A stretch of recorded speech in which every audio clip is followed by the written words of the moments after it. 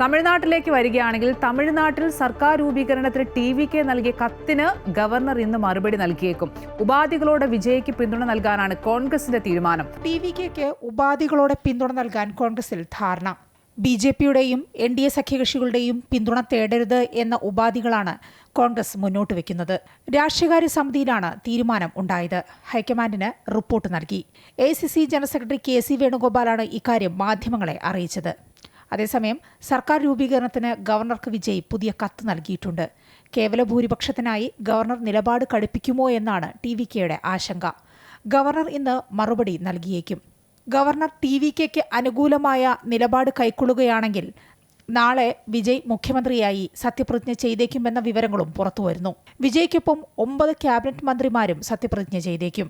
മന്ത്രിസഭാ രൂപീകരണത്തിന് അന്തിമ രൂപം നൽകുന്നതിനായി ചെന്നൈയിലെ വിജയുടെ വസതിയിൽ എം.എൽ.എമാരുടെ യോഗം ചേർന്നിരുന്നു.